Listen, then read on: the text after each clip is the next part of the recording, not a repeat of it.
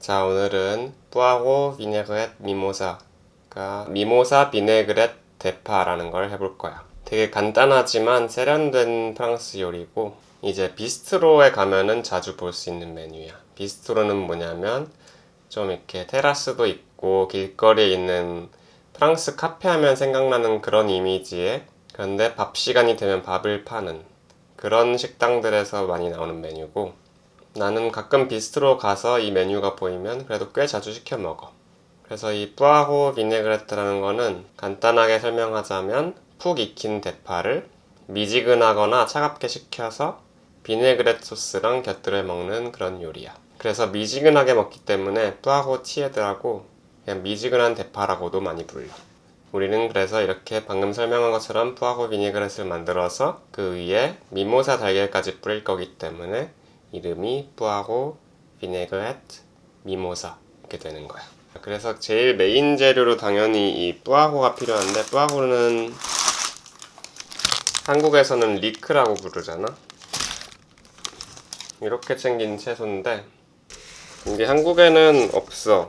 내가 알기로 있을 수도 있지만 없는 것 같아. 근데 네이버에 검색하니까 벨기에 수입산이 있긴 하더라고. 진짜로 이 리크로 해보고 싶으면 그걸 시켜서 해도 되겠지만 그렇게까지 하지 말고 그냥 한국에 있는 대파 중에서 알맹이 큰 대파로 하면 될 것 같아. 이 대파랑 리크가 맛이 다르긴 한데 그래도 이 프랑스 요리에도 중요한 정신 중에 하나가 그 땅에서 나는 재료로 요리를 하는 거거든. 그러니까 한국에서는 오히려 대파로 하는 것이 더 프랑스적인 걸 수도 있어.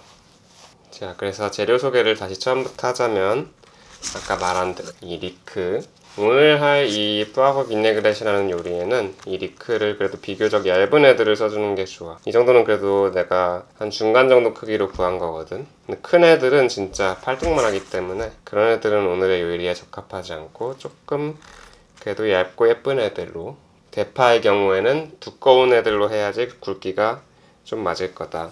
그 다음에 우리 비네그렛에 들어갈 재료는 식초. 나는 이 제레스 식초라는 걸 쓸 건데 영어로 헤레스 식초라고 하나? 레드와인 식초라고 보면 되고 그냥 현미 식초 이런 거 써도 상관없습니다. 그러면 올리브유, 그 다음에 머스타드, 그 다음에 허브는 뭐 옵션이고 저는 오늘 파슬리와 처빌, 그리고 미모사를 만들 달걀, 마지막으로 이건 옵션, 마늘이랑 생강 조금. 그래서 바로 시작해보자. 일단은 달걀을 한번 삶는 동안 다른 걸 준비할 거야. 일단 리크의 이 뿌리 부분을 떼고, 그다음에 이렇게 말라 비틀어진 요런 데도 좀 떼내주고, 그 다음에 이 초록색 부분도 우리가 안 써 오늘은. 그 다음에 마지막으로 여기 이 겨드랑이처럼 만나는 부분 있잖아. 이쪽까지 흙이 껴있을 수 있거든. 그래서 여기도 조금 더 잘라줘. 그 다음에 마지막으로 이렇게 안쪽을 봐서 흙이 껴있나 안 껴있나 확인해줘. 보면 여기 흙이 껴있지. 조금 더 잘라줄 거야. 그래서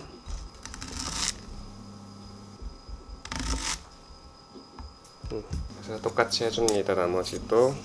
이거 나머지 손질을 하면서 삶은 달걀에 대해서 설명하자면, 오늘 우리가 쓸 삶은 달걀은 하드보일드라고 하는 완전 잘 삶아진 삶은 달걀이야. 그래서 이미 끓은 물에 넣어서 12분에서 13분 정도 하면은 하드보일드가 되거든.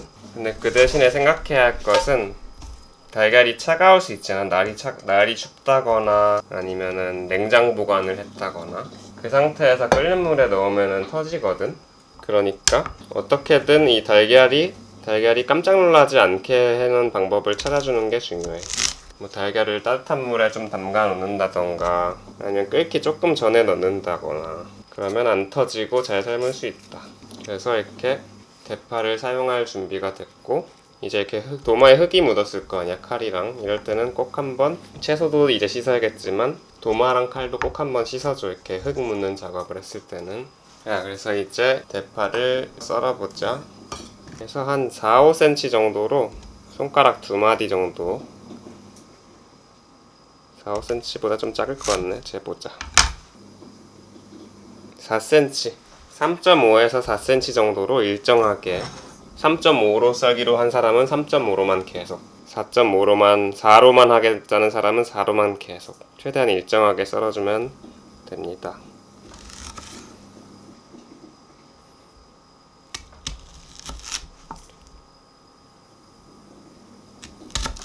이렇게 남는 부분들은 나중에 육수용 재료로 쓰면 되겠지. 그리고 아까 초록색 부분들도 다 안 쓴다고 했잖아. 초록색 부분들도 프랑스에서는 먹지는 않아. 보통 육수용으로 많이 쓰고, 그 다음에 우리 구독자분들은 초록기름 하는 거 전편에 배웠잖아. 자, 초록 부분으로 초록기름 하면은 꽤 잘 나오거든. 초록기름으로 써도 돼. 자, 이제 보면은 이렇게 됐는데, 이렇게 되면 지금 냄비에 남는 공간이 좀 많죠. 약간 안 좋습니다. 딱 맞는 냄비로 한번 옮겨볼게.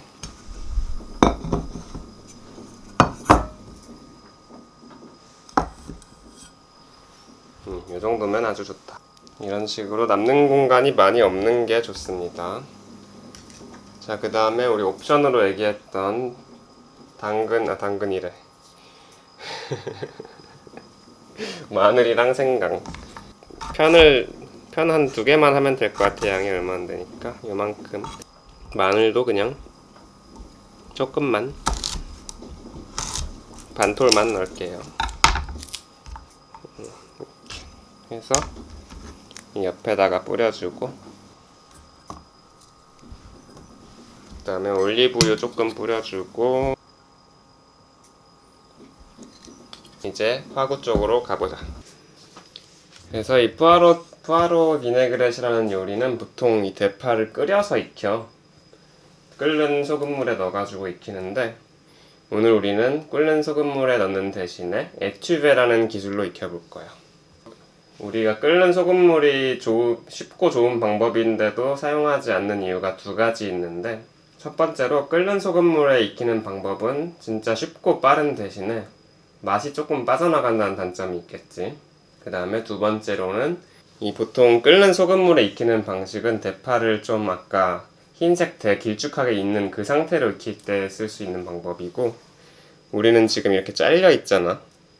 그러면 이렇게 여러 겹의 튜브 형태로 되어 있는 채소인데, 이걸 끓는 물에 넣어서 돌아다니게 만들면 튜브들이 막 분리돼서 못생겨질 수 있기 때문에, 그래서 우리는 에튜베라는 기술을 사용할 겁니다. 에튜베는 개인적으로 내가 되게 좋아하는 채소 익힘 기술이야. 좀 완벽한 채소 익힘 기술인 것 같아. 그래서 물을 조금 넣고,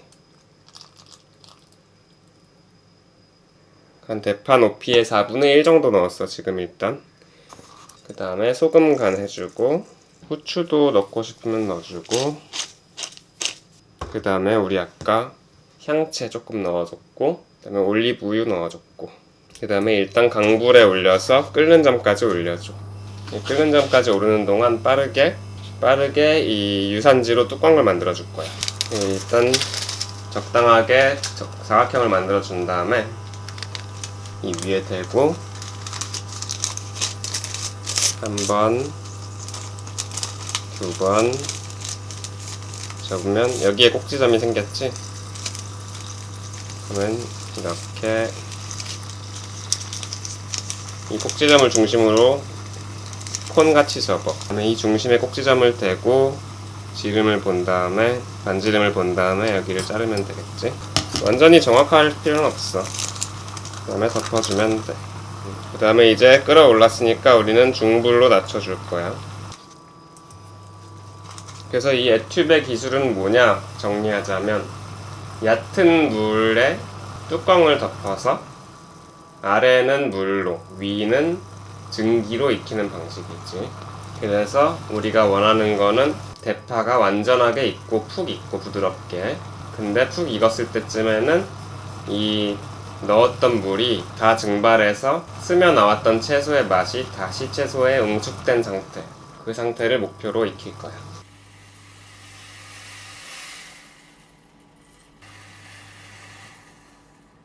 자, 이제 12분이 지났는데 보면은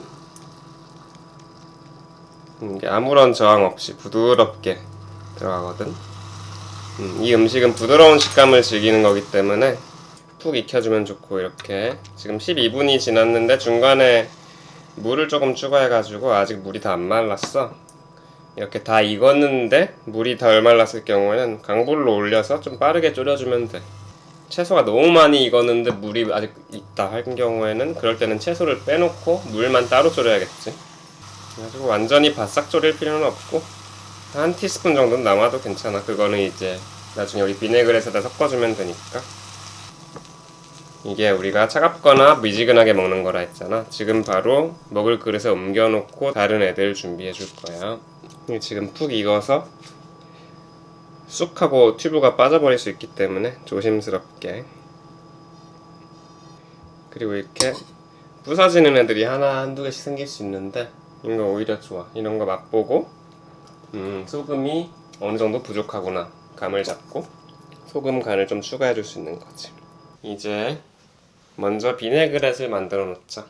되게 간단해. 비네그렛이라는 거는 보통 식초랑 기름이 섞여 있는 그런 드레싱류를 말하는데, 보통 이 푸아로 비네그렛에는 머스타드가 살짝 섞인 비네그렛을 많이 써. 그래서 뭐 머스타드 진짜 조금, 많이 넣지도 않아. 막 이만큼, 잘 보이지도 않을 정도로. 자, 1g, 식초 1.5g, 그 다음에 올리브유 2.5g.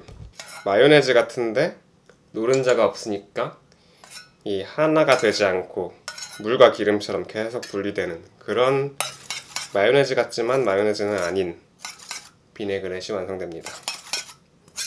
그 다음에 뭐 당연히 소금 살짝, 후추 살짝. 이 양이 워낙 적다 보니까 소금도 조심해야 돼. 그 다음에 우리 미모사 달걀을 준비할 거야. 먼저 흰자랑 노른자를 분리해 줄 거야. 자, 완전하게 잘 익은 거 보이지? 이렇게 안에 투명한 기운이 없이 완전하게 노랗게 익어야 되고, 그 다음에 이렇게 노른자 테두리가 초록색으로 변하지 않아야 돼. 더 많이 익혀버리면 이제 초록색이 나기 시작하는 거고. 그래서 일단 흰자 쪽은 약간 뭐 완벽한 큐브는 아니더라도 작은 사이즈의 큐브로 대충 잘라줍니다. 약간 다진 느낌인데 생각 없이 다진 느낌은 아니고 정성을 들여 다진 느낌으로 한다고 생각하면 될 것 같아. 반쪽만 다질게. 왜냐면은 이게 이 양에 비해서 계란이 좀 많아. 그 다음에 노른자는 체에다가 밀어낼 거야. 그러면은 노른자 가루가 되겠지. 노른자가 가루가 된 모양새가 미모사 꽃이랑 비슷하다 해가지고 이걸 이제 달걀 미모사라고 부르는 거야.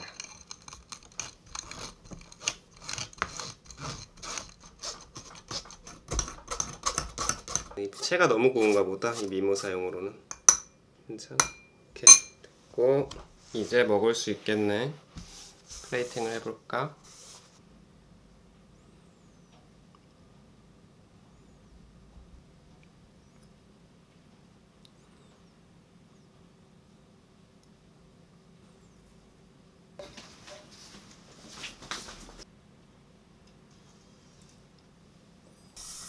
오케이, 이렇게 오늘의 푸아그라 비네그렛 만들어 봤습니다.